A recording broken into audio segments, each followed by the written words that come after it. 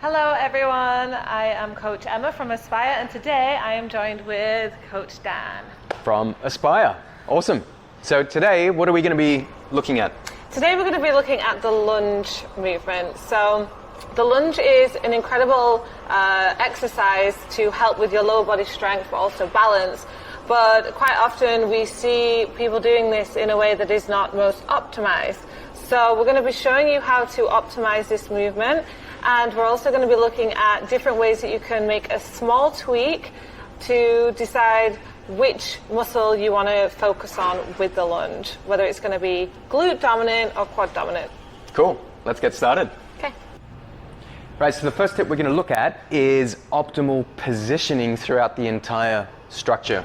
You hear me talking around the kinetic chain, and we see a lot of people who go through their lunges, go for a forward lunge, and they make it very knee dominant, and the upper body is just not integrated. So they're the first things that we're going to look at first. So Emma, stand up here. I want you to go into a reverse lunge. Pause. So we're going to see here, when you work on a reverse lunge, we can actually make it more glute dominant. But I want the client to be able to work effectively without just loading up in weight. So Emma, I want you to take your knee off the ground just an inch. Drive. So you find the sweet spot where you're working optimally, and you can really maximize that fatigue. So you're feeling like you're working quite hard there? Yes. Right. So I want the client to know exactly where that sweet spot is of maximal load without even having to carry dumbbells. We can work on the dumbbells later.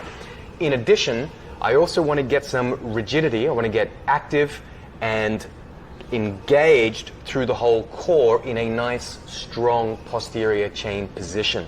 So I want to get these shoulders back. I want a nice, strong grip as if you are holding dumbbells. And so now we're actually able to build that activation throughout the entire structure.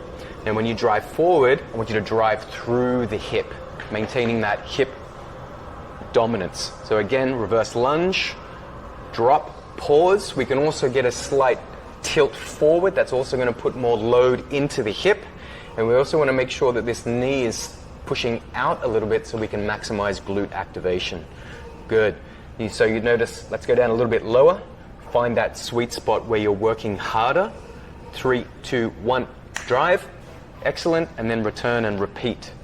I always like to work on a little bit of a pause at the bottom so we can eliminate momentum and focus on reaching levels of fatigue earlier with less load. So we get to play around with tempo, control, positioning, full body activation, and that way we can really optimize not just the safety but the effectiveness of a lunge and put our focus on to making it a hip dominant or glute dominant move rather than a knee dominant move.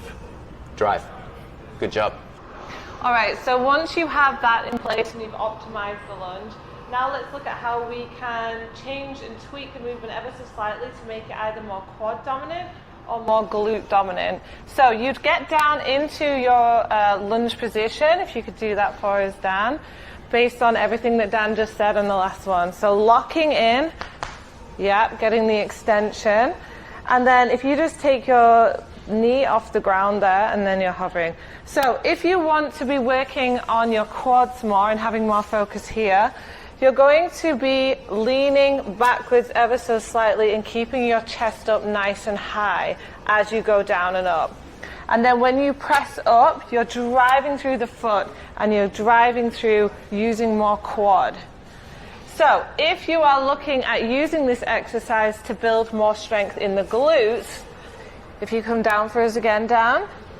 The small tweak you're going to make here is that you're going to push your hips backwards and lean forwards ever so slightly. But it's really essential that you make sure that you're leaning from the hips, that you still have that straight back and the core is still fully engaged and connected. Now with that lean back, you're getting more of the glutes activated and driving through. So that little tweak in that movement will change it from quad to glute or vice versa. Thanks, Dan. Thank you, Emma. Okay. So there you go. There's a few insider tips on how to maximize and get more out of your lunge safely. Anything else to add? And how to make it more effective for your quads or glutes as well. So if you have any questions about the lunge or any movement and how to optimize that, then of course that's what we're here for. So do reach out to us here at Aspire Coaching. Absolutely. And last note is there are many trends around functional dynamic movements. My big tip to finish off with the video is to say that master movement. Work on the fundamentals. Learn about your awareness of what's working, where you can optimize your movements, have control, look at tempo, and really look at every single movement in more detail before you start getting fancy.